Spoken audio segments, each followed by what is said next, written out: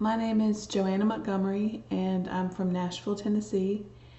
And for the 30 Days of Hope project, I've been asked to answer a few questions. The first is to describe my loss. And my loss occurred in December of 2011, actually 22 months ago today, when I gave birth to my daughter via emergency C-section. I was a late in life mom. I was 44 at the time, and at the time of my C-section, my obstetrician discovered a large mass on my fallopian tube that turned out to be cancer. And so 5 days after my daughter was born, I was diagnosed with fallopian tube cancer. It was later discovered to be pretty widespread. It had spread to my other fallopian tube, both ovaries, my cervix, my uterus, my stomach lining, and there were some microtumors on my liver and colon. So it was devastating. It was like a punch in the gut to have this wonderful moment that I've waited for virtually my whole life, and to get this news while I'm holding my newborn daughter in my arms. And it was such a blow. It was, my reaction was, I thought, I'm gonna die. I just had this baby and I'm not gonna see her grow up. I'm gonna die. And so it was a tremendous loss and a tremendous adjustment. And it took me a little while to sort of get my feet back under me. But having a newborn does not give one very much time to kind of lay around and process or to feel bad. She kept me on a schedule, and I had surgery to remove about 98% of the cancer, and then I underwent 24 rounds of pretty aggressive chemotherapy to knock out the rest of the cancer. So my newborn daughter kept me going through that really difficult period.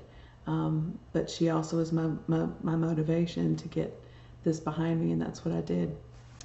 One of the first steps I took toward sort of regaining control of my life was after I had time to kind of process what had happened and realize I'm going to have a pretty difficult year ahead of me. I'm going to have to have major surgery and undergo chemotherapy. And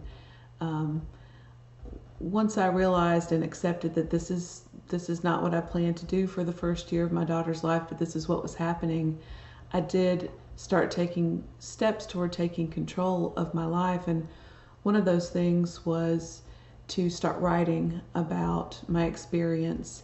What sort of started out as a way to avoid talking to people face to face became very therapeutic for me. And I started blogging about my treatment and my fears and my daughter's milestones all in real time.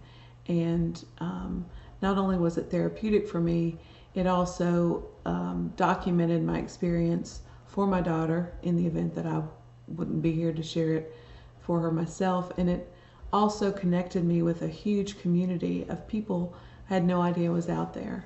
And I've made friends that I'm sure will be friends for a lifetime. And I also hope that I help some people too by speaking about my experiences. So, the first step was deciding I'm going to fight this, I'm going to do whatever it takes. And the second step was talking about it and sharing my experiences and not editing myself or sugarcoating everything, but really being honest about what was going on. And I'd say the third big step was once I finished treatment, I decided I need to try to get my old self back.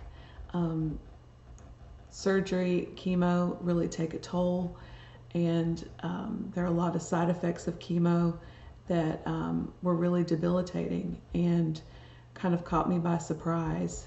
I had joint pain and muscle pain and neuropathy in my feet, and was just very tired and sluggish and worn out, and I felt much older than my years. And one day I just thought, this is not the way it's going to be. I have a toddler, have a whole rest of my life ahead of me. I have a husband, and I'm not going to do this way. I'm going to do whatever it takes to get healthy.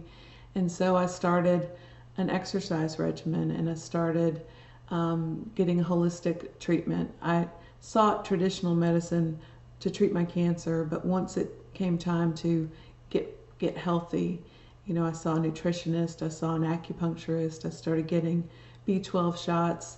I had already changed my diet. I committed to walk a 60-mile walk. I just really made myself and getting well a priority, because I knew if I wasn't well, I couldn't be any good to my husband and my child. So I needed to do that for me.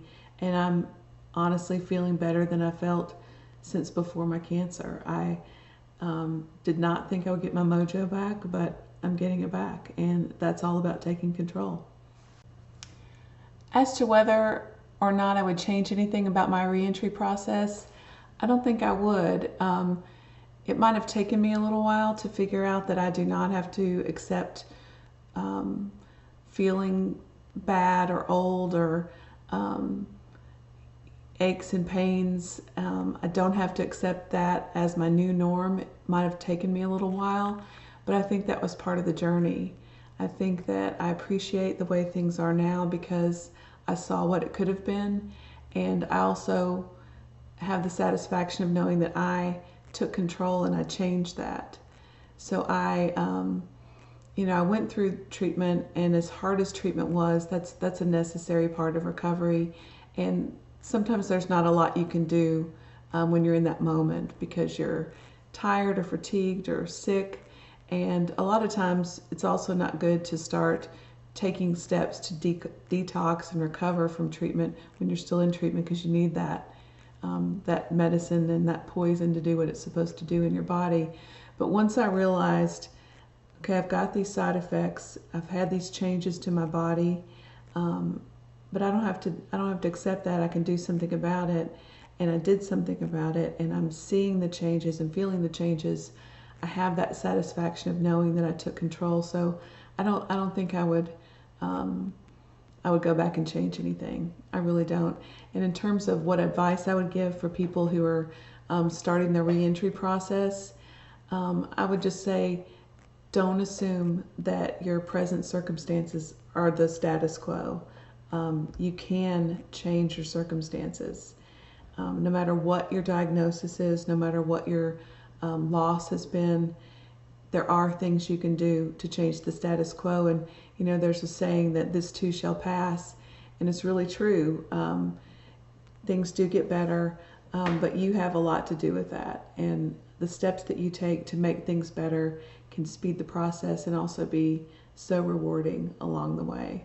So I wouldn't say that my diagnosis was a gift. It's not something I would want to pass on to anyone, but there have been some major silver linings in the process, and knowing that I can take control and change my future are one of those gifts.